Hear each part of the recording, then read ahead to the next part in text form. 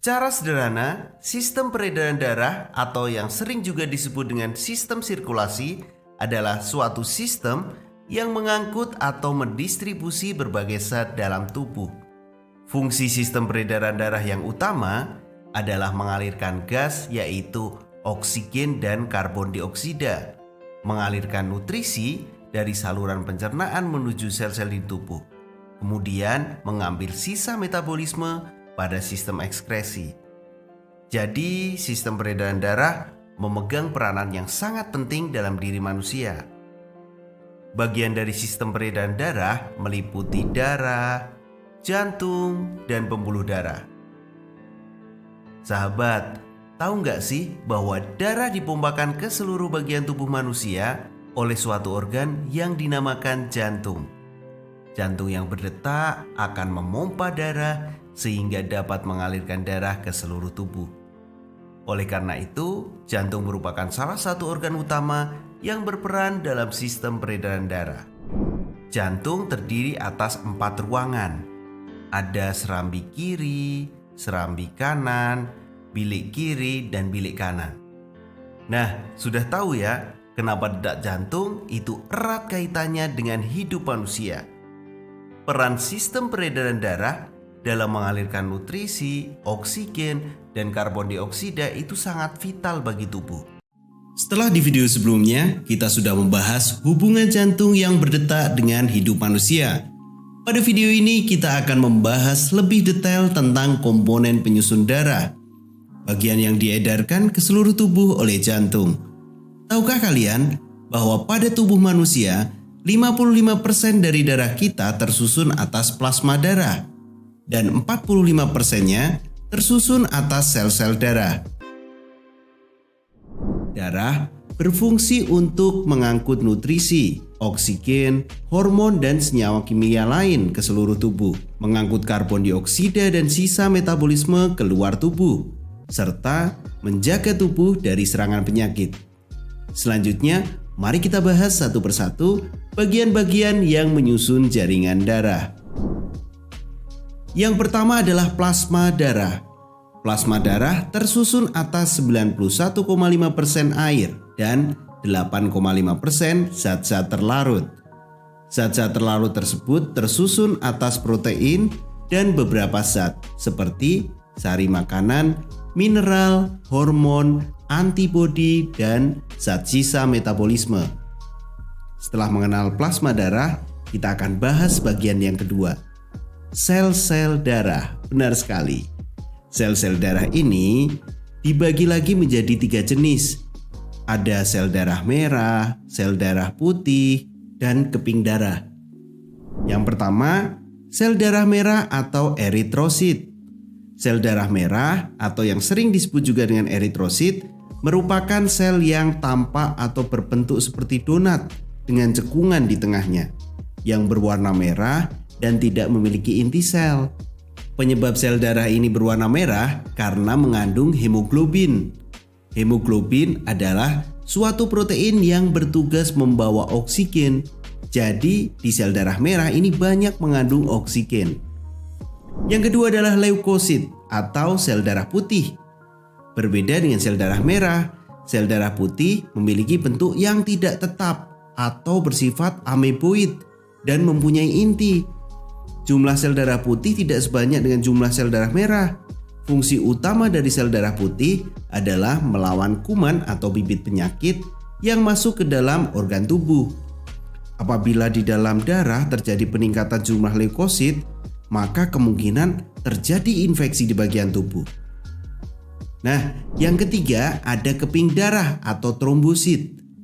Trombosit yang sering juga disebut dengan keping darah merupakan komponen darah yang termasuk kecil dibandingkan komponen sel-sel darah lainnya karena terdiri dari gumpalan atau kepingan yang tidak memiliki inti sel. Fungsi utama dari trombosit ini adalah membawa faktor pembekuan darah. Itu ada 3 sahabat. Ada sel darah merah atau eritrosit, ada sel darah putih atau leukosit, dan keping darah atau trombosit.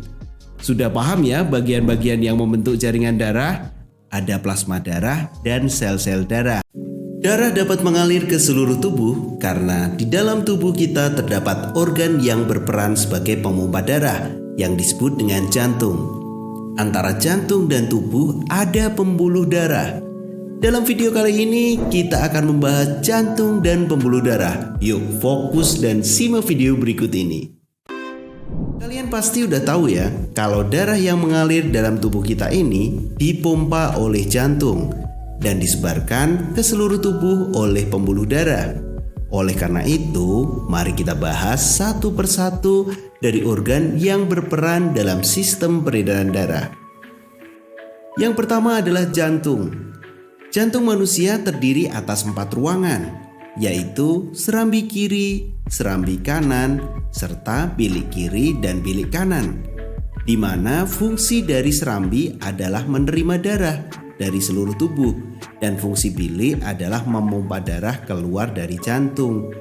Jantung kita ini berfungsi untuk memompa darah ke seluruh tubuh dan dibungkus oleh membran perikardium. Lapisan dari dinding jantung terdiri dari 3 lapisan. Ada epikardium, miokardium, dan endokardium. Tidak hanya memiliki lapisan dinding, jantung juga memiliki 3 katup. Jadi dalam jantung kita ada katup yang dinamakan vulva. Yang pertama ada vulva piscuspitalis. Itu terletak antara serambi kiri dan bilik kiri.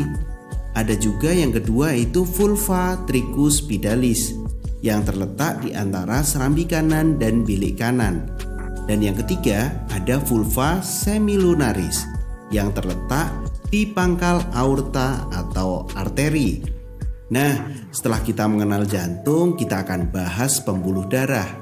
Fungsi dari pembuluh darah secara keseluruhan adalah mengalirkan darah keluar dari jantung hingga kembali ke jantung dan dibagi menjadi 3 pembuluh utama. Ada pembuluh darah arteri, ada pembuluh darah vena, dan juga ada pembuluh kapiler.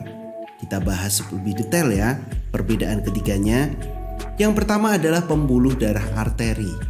Jadi pembuluh darah arteri merupakan pembuluh darah yang pangkalnya terletak di bilik jantung dan fungsinya membawa darah keluar dari jantung, itu arteri. Ciri-ciri dari pembuluh darah arteri, yang pertama adalah memiliki sebuah katup di pangkalnya yaitu vulva semilunaris. Yang kedua, memiliki tekanan yang umumnya kuat yang melewati arteri karena dia keluar dari jantung sehingga tekanannya kuat di situ. Yang ketiga adalah denyutnya dapat dirasakan pada saat diraba. Dan yang keempat, memiliki dinding yang tebal dan elastis. Nah, yang kedua ada pembuluh darah vena. Pembuluh darah vena merupakan pembuluh darah yang berujung di serambi jantung. Fungsinya membawa darah kembali ke jantung. Itu adalah pembuluh vena yang sering disebut juga dengan pembuluh balik. Ciri-ciri dari pembuluh darah vena yang pertama adalah memiliki banyak katup di sepanjang pembuluh. Yang kedua terletak dekat dengan permukaan tubuh. Dan yang ketiga memiliki kemampuan menampung 75% darah. Yang keempat memiliki dinding pembuluh yang tipis dan kurang elastis, berbeda dengan pembuluh arteri. Nah, yang terakhir ada pembuluh darah kapiler. Pembuluh kapiler merupakan pembuluh yang berperan dalam pertukaran zat dalam darah. Ciri-ciri pembuluh kapiler itu berbentuk halus dan memiliki dinding sel yang sangat tipis. Fungsi dari pembuluh darah kapiler yang pertama adalah menyerap zat-zat atau sari-sari makanan dari usus. Yang kedua, menyaring darah dari dalam ginjal. Yang ketiga adalah menjadi tempat terjadinya atau proses pertukaran antara darah dan cairan dalam darah. Selain itu, yang keempat, mengambil zat-zat yang diperlukan oleh kelenjar. Yang terakhir nih, yang kelima, menjadi penghubung antara arteriola atau cabang dari arteri dengan venula atau cabang dari vena. Jadi penghubung antara arteri dengan vena itu ada pembuluh darah kapiler. Berikut adalah pembahasan tentang organ dalam sistem peredaran darah, ada jantung dan pembuluh darah. Tapi tahan sahabat, Mr. Klik berikan perbedaan tabel antara pembuluh arteri, vena, dan pembuluh kapiler.